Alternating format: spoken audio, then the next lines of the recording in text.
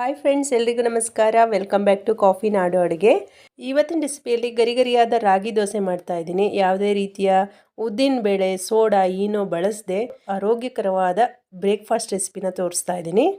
ಬನ್ನಿ ಹಾಗಾದರೆ ಹೇಗೆ ಮಾಡೋದು ನೋಡೋಣ. ನೋಡಿ, ಈ ಒಂದು ಕಪ್ನಲ್ಲಿ 1 ಕಪ್ನಷ್ಟು ರಾಗಿ ತೊಗೊಂಡಿದ್ದೀನಿ. ಈಗ ರಾಗಿನ 1-2 ಸಾರಿ ಚೆನ್ನಾಗಿ ತೊಳ್ಕೊಬೇಕು.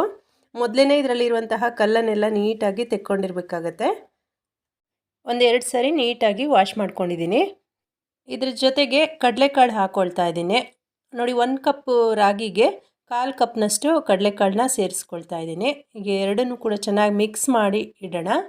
ನೋಡಿ, ಚೆನ್ನಾಗಿ ಮಿಕ್ಸ್ ಮಾಡ್ಕೊಂಡಿದ್ದೀನಿ. ಹಾಗೆ ಇದನ್ನು ರಾಗಿಯನ್ನು ಕಡಿಮೆ ಅಂದ್ರೂ ಒಂದು 7ರಿಂದ 8 ಗಂಟೆ ನೆನೆಸ್ಕೋಬೇಕಾಗತ್ತೆ. ರಾಗಿ ಗಟ್ಟಿ ಇರೋದ್ರಿಂದ ನಾವು ಹೆಚ್ಚು ಕಾಲ ಅದನ್ನು ನೆನೆಸಿದ್ರೆ ನುಣ್ಣಗೆ ರುಬ್ಕೋಬೋದು. ಹಾಗೆಯೇ ಫರ್ಮೆಂಟೇಷನ್ ಕೂಡ ಚೆನ್ನಾಗಾಗತ್ತೆ.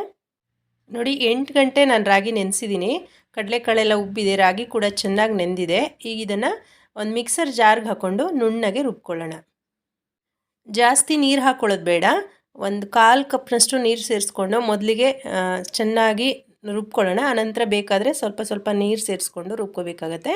ಇದ್ರ ಜೊತೆಗೆ ಒಂದು 3ರಿಂದ 4 ಟೇಬಲ್ ಸ್ಪೂನ್ ಆಗುವಷ್ಟು ಬನ್ಸಿ ರವೆ ಹಾಕ್ಕೊಳ್ತಾ ಇದ್ದೀನಿ. ಬನ್ಸಿ ರವೆ ಇಲ್ಲ ಅಂದರೆ ಮಾಮೂಲಾಗಿ ಬಾಂಬೆ ರವೆ, ಉಪ್ಪಿಟ್ಟು ರವೆ ಬರುತ್ತಲ್ಲ, ಅದನ್ನು ಕೂಡ ನೀವು ಸೇರಿಸ್ಕೋಬೋದು. ನೋಡಿ, ಈ ರೀತಿ ನುಣ್ಣಗೆ ರುಬ್ಕೊಂಡು ಹಾಕ್ಕೊಳ್ತಾ ಇದ್ದೀನಿ. ರುಬ್ಬಿರೋ ಹಿಟ್ಟನ್ನು ಒಂದು ಕುಕ್ಕರ್ಗೆ ಹಾಕಿಡ್ತಾ ಇದ್ದೀನಿ. ಮುಚ್ಚಳ ಗಟ್ಟಿ ಹಾಕಿಟ್ರೆ ಬೇಗನೆ ಚೆನ್ನಾಗಿ ಹಿಟ್ಟು ಉಬ್ಬಿ ಬರುತ್ತೆ. ನೋಡಿ, ಸ್ವಲ್ಪ ನೀರು ಸೇರಿಸ್ಕೊಂಡಿದ್ದೀನಿ. ಇಷ್ಟು ಕನ್ಸಿಸ್ಟೆನ್ಸಿ ಇರಬೇಕು. ಚೆನ್ನಾಗಿ ಒಂದು ಸಾರಿ ಮಿಕ್ಸ್ ಮಾಡ್ಕೊಳ್ಳೋಣ. ನೋಡಿ, ಇಷ್ಟು ಗಟ್ಟಿ ಇದ್ದರೆ ಸಾಕಾಗತ್ತೆ. ನೋಡಿ, ಕುಕ್ಕರ್ ಮುಚ್ಚಳನ ಮುಚ್ಚಿಡ್ತಾ ಇದ್ದೀನಿ. ನಾನು ಬೆಳಗ್ಗೆ 10 ಗಂಟೆಗೆಲ್ಲ ರುಬ್ಬಿಟ್ಟಿದ್ದೆ.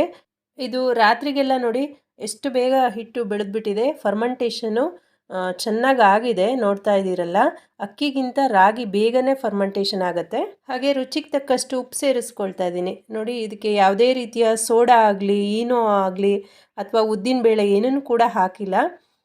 ತುಂಬಾ ಚೆನ್ನಾಗಾಗತ್ತೆ ದೋಸೆ. ನೀವು ಟ್ರೈ ಮಾಡಿ ನೋಡಿ. ನೋಡಿ, ದೋಸೆ ಹಾಕಿ ತೋರಿಸ್ತಾ ಇದ್ದೀನಿ ನಿಮಗೆ. ನೋಡಿ, ಇದಕ್ಕೆ ಅವಲಕ್ಕಿ, ಸಬ್ಬಕ್ಕಿ ಯಾವುದನ್ನು ಕೂಡ ಹಾಕಿಲ್ಲ. ತುಂಬಾ ಚೆನ್ನಾಗಿ ಬರುತ್ತೆ. ನೋಡಿ, ಈ ರೀತಿ ತೆಳುವಾಗಿ ಬೇಕಾದರೆ ಮಸಾಲೆ ದೋಸೆ ರೀತಿ ನೀವು ಮಾಡ್ಕೋಬೋದು, ಅಥವಾ ದಪ್ಪ ದೋಸೆ, ಸೆಟ್ ದೋಸೆ ಥರನೂ ಕೂಡ ನೀವು ಮಾಡ್ಕೋಬೋದು. ನೋಡಿ, 1-2 ಚಮಚದಷ್ಟು ಎಣ್ಣೆ ಹಾಕ್ಕೊಳ್ತಾ ಇದ್ದೀನಿ. ನೋಡ್ತಾ ಇದ್ದೀರಲ್ಲ ಫ್ರೆಂಡ್ಸ್, ಎಷ್ಟು ಚೆನ್ನಾಗಿ ದೋಸೆ ಹೇಳ್ತಾ ಇದೆ ಅಂಥೇಳಿ. ತುಂಬ ಚೆನ್ನಾಗಾಗುತ್ತೆ. ಟೇಸ್ಟ್ ಕೂಡ ತುಂಬ ಚೆನ್ನಾಗಿರುತ್ತೆ. ಹಾಗೆಯೇ ಆರೋಗ್ಯಕ್ಕೂ ಕೂಡ ತುಂಬ ಒಳ್ಳೆಯದು. ಮಸಾಲೆ ದೋಸೆ ತಿಂದ ಹಾಗಿರುತ್ತೆ. ಇದಕ್ಕೆ ಚಟ್ನಿನೇ ಬೇಕು ಅಂತಿಲ್ಲ, ಅಥವಾ ನೀವು ಆಲೂಗೆಡ್ಡೆ ಪಲ್ಯನೇ ಬೇಕು ಅಂತಿಲ್ಲ. ಯಾವ ಪಲ್ಯಗೆ ಅಥವಾ ಗಟ್ಟಿ ಸಾರಿಗೂ ಕೂಡ ತುಂಬಾ ಚೆನ್ನಾಗಿ ಹೊಂದ್ಕೊಳ್ಳುತ್ತೆ ಇದು. ನೀವು ಈ ರಾಗಿ ದೋಸೆಯನ್ನು ಒಂದು ಸಾರಿ ಟ್ರೈ ಮಾಡಿ ನೋಡಿ. ಹೇಗೆ ಬಂತು ಅಂತ ಹೇಳಿ ಕಮೆಂಟ್ ಮಾಡಿ. ಹಾಗೆ ನನ್ನ ಚಾನಲ್ನ ಸಬ್ಸ್ಕ್ರೈಬ್ ಮಾಡದೆ ನೋಡ್ತಾ ಇದ್ದರೆ ದಯವಿಟ್ಟು ರೆಡ್ ಕಲರ್ ಸಬ್ಸ್ಕ್ರೈಬ್ ಬಟನ್ನ ಪ್ರೆಸ್ ಮಾಡಿಕೊಂಡು ಚಾನಲ್ನ ಸಬ್ಸ್ಕ್ರೈಬ್ ಮಾಡ್ಕೊಳ್ಳಿ.